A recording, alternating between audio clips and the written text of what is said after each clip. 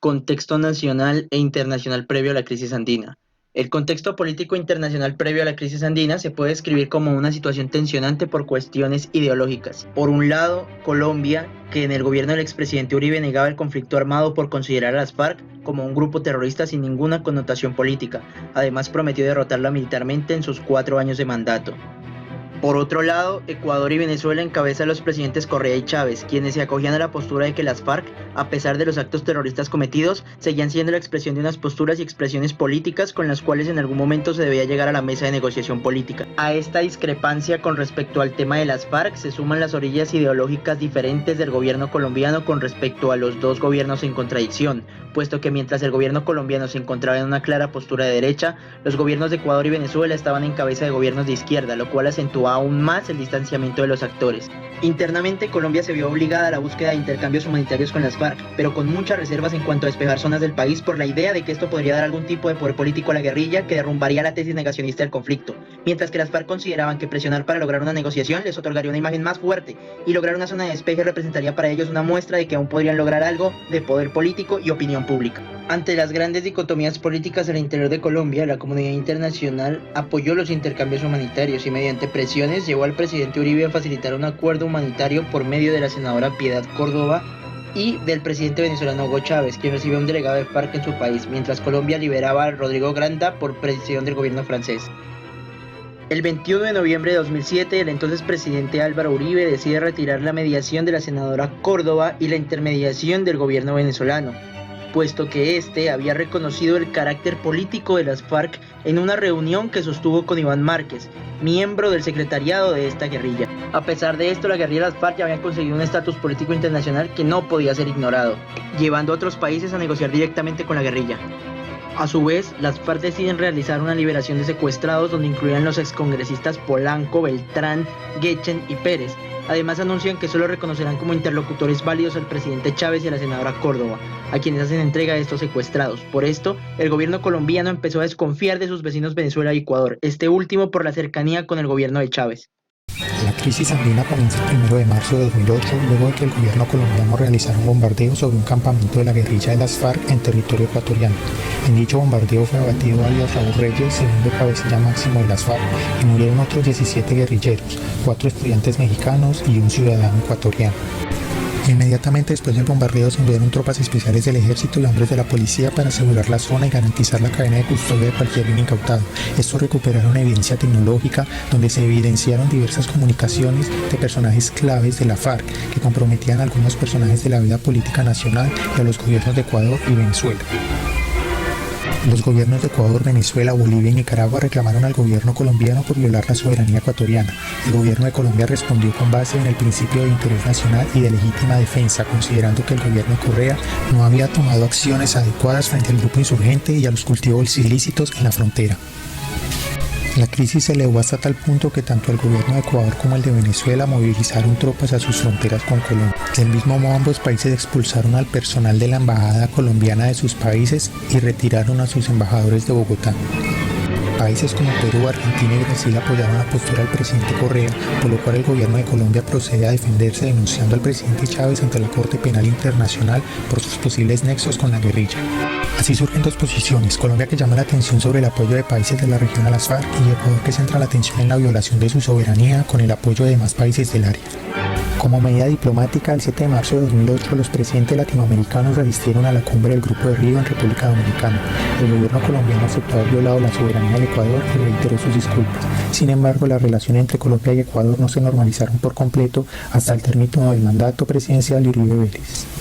Análisis de la crisis andina desde el neorrealismo. Según la teoría del neorrealismo, los actores del sistema son los estados quienes actúan en concordancia con sus intereses en procura de su bienestar y supervivencia en medio de una estructura anárquica. En este orden de ideas, el gobierno colombiano se niega a actuar acorde a su necesidad de mantener la seguridad nacional que se veía vulnerada debido a la actuación de la guerrilla de las FARC en su territorio. Para Colombia, abatir a Raúl Reyes, segundo cabecilla de las FARC, representaría un severo golpe para esa guerrilla y un compromiso cumplido en la lucha contra el terrorismo transnacional. El gobierno colombiano pretende validar su actuación mediante el argumento de que Ecuador faltó a la Estrategia Global de las Naciones Unidas contra el Terrorismo adoptada en la Resolución 60-288 de la Asamblea General en 2006. En esta, los países miembros se comprometían a adoptar un enfoque estratégico común para prevenir y reprimir el terrorismo transnacional.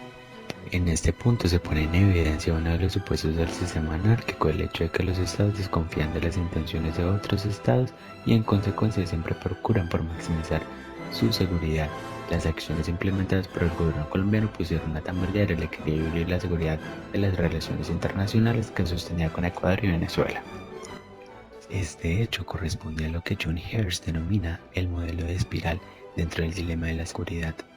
Las acciones llevadas a cabo por una nación en respuesta a las realizadas por su limítrofe conducen a que ambas caigan en un ciclo de inseguridad que muy probablemente podrían terminar en una guerra.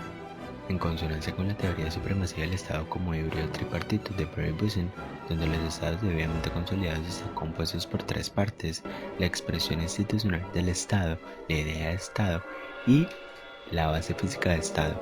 Dentro del planteamiento de Boessen se reduce el Estado a una expresión coercitiva que busca generar la convivencia de los individuos que convergen en una sociedad civil y en últimas consolidarla.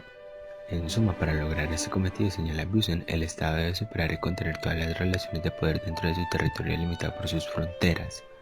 Todo grupo o individuo que ejerce de manera exógena el Estado representa una amenaza a las bases supremas de la asociación entre individuos de una sociedad que conforma un Estado, por lo que, y para efectos de su conservación y hegemonía, en lo que a poder refiere, debe ser eliminados por las fuerzas del Estado en su expresión coercitiva. En síntesis, las acciones de autoprotección del Estado colombiano ocasionaron, independientemente de su intención, repercusiones en la estructura internacional latinoamericana. En el caso de Ecuador y Venezuela, ambos países interpretaron las acciones del gobierno colombiano como potenciales amenazas a sus territorios, lo que los llevó a aumentar el pie de fuerza en sus fronteras. Si dicha situación hubiese continuado y las tensiones entre estos países no hubiesen sido apaciguadas gracias a la intervención de la comunidad internacional, es muy probable que, como indica el modelo en espiral de Hearst, la coyuntura hubiese terminado en una guerra. Análisis de la crisis andina desde la interdependencia. La dependencia de Kyohinai es una referencia a una influencia de fuerzas externas sobre determinado sujeto, e interdependencia remite a un proceso de dependencia mutua. Los estados, sea por lógicas utilitaristas o no, promueven lógicas dependentistas, que en últimas protegen sus intereses y terminan por consolidar paz en el sistema anárquico. Kyohinai distinguen dos conceptos para entender el papel de la interdependencia: sensibilidad y vulnerabilidad. La sensibilidad involucra el grado de respuesta dentro de una estructura política determinada. ¿Qué tan rápido los cambios en un país traen cambios costosos en otro y qué tan grandes son los efectos costosos? Durante los 7 días que la crisis se mantuvo, el gobierno colombiano manifestó su preocupación en relación a las amenazas del presidente Hugo Chávez de cortar vínculos comerciales con Colombia. Ciertamente, esto no sucedió. Sin embargo, de haberse concretado, tanto la economía colombiana como la venezolana hubiesen experimentado un severo golpe, puesto que ambos países habían mantenido estrechas relaciones comerciales durante años. En el caso de Colombia, Venezuela resultaba ser uno de sus más grandes socios comerciales, junto con Estados Unidos y la Unión Europea. Teniendo en cuenta lo anterior, el gobierno nacional afirmó que la suspensión total de las exportaciones a Venezuela hubiese ocasionado la pérdida de 1.3 puntos del Producto Interno Bruto y 100.000 empleos. Se podría afirmar entonces que, teniendo en cuenta el contexto socioeconómico de cada país en cuestión y su relación en exportaciones, importaciones y acuerdos, que todos son simétricamente sensibles, ya que las afecciones son similares y estas comprenden aspectos referidos al comercio y a la cooperación entre los países involucrados. El segundo concepto para entender de la interdependencia es la vulnerabilidad, que hace referencia a la persistencia en la afectación por parte del suceso externo, aún habiendo tomado las medidas suficientes. En este sentido, es más importante que la sensibilidad para entender las relaciones interdependientes sociopolíticas y político-económicas, proporcionando mayores recursos de poder a los actores. En este sentido, los estados, aún tomando medidas de mitigación económica, experimentarían una afectación que no podrían subsanar, porque precisamente Precisamente para el 2008 Venezuela era el segundo mayor socio comercial de Colombia y Ecuador sostenía gran parte del comercio en la frontera con Ipiales. El cierre comercial habría sido de gran impacto y los países pasarían de ser sensibles a vulnerables, peor aún si se hubiese dado una guerra exterior. Es necesario destacar que quien estaba más sensible y potencialmente vulnerable ante esta crisis era Colombia, puesto que su imagen estaba deteriorada, lo que representaba posibles medidas exteriores por parte de otros países, y se cerrarían dos de sus fronteras, a diferencia de Ecuador y Venezuela, que solo cerrarían una. La crisis andina desde la óptica de la dependencia. Desde la teoría de la dependencia se pueden plantear 3 puntos de aplicación teórica. Primero, el centro-periferia en el marco económico de acción internacional. Convengamos que la teoría de la dependencia no es una visualización de las relaciones internacionales desde la lógica de las potencias, sino que establece puntos de discusión en materia de relaciones internacionales desde la otredad del poder en todas sus formas y su ejercicio en el plano internacional. Comprende el campo de las relaciones internacionales de una forma estructuralista, utilizando la figura de centro-periferia como principal categoría de análisis, por lo que, en materia económica, los desarrollos de los países hegemónicos y sus consiguientes subordinados es diferente, pues responden a dinámicas de desarrollo económico diferenciado. Los teóricos de la dependencia hacen claridad que no existe una relación de cooperación, sino que la capacidad de relacionarse está delimitada por la dominación, que, como es de esperar en toda relación asimétrica, deriva en una proporcionalidad inversa del desarrollo económico de los países sujetos a este modelo. 2. La guerrilla de las FARC como respuesta a la dinámica de desarrollo centro-periferia. Colombia es un país de contrastes. Nuestra realización como Estado se encuentra delimitada por una profunda ineficacia del aparato institucional. En esta misma lógica casi derrotista, hemos vivido 2 siglos de vida republicana, tiempo en el que el Estado se ha quedado muy corto en su función de gran regente, de monstruo leviatán, o de expresión divina de los principios de paz y convivencia, fuentes supremas, según Locke, de la asociación de los individuos. Ojalá pudiéramos decir que nuestros principales centros urbanos crecieron gracias a la migración de campesinos soñadores, pues más alejado de la realidad no se puede estar. Nuestro desarrollo de estado centro-periferia es impío en la medida en que condena al olvido a quien no se confina en 4 paredes en los tugurios de las grandes ciudades, donde mal que bien, por lo menos el poder coercitivo es menos ineficiente. El Plan Colombia como elemento de dominación del hegemón occidental. El Plan Colombia es un acuerdo bilateral suscrito por los presidentes Bill Clinton de Estados Unidos y Andrés Pastrana de Colombia. Tiene como ejes programáticos la erradicación del terrorismo, la reducción de la producción de droga y la intervención y ayuda estadounidense al pueblo de Colombia. Este acuerdo en gran medida es el resultado de las afectaciones estadounidenses producto del mercado de la droga colombiana.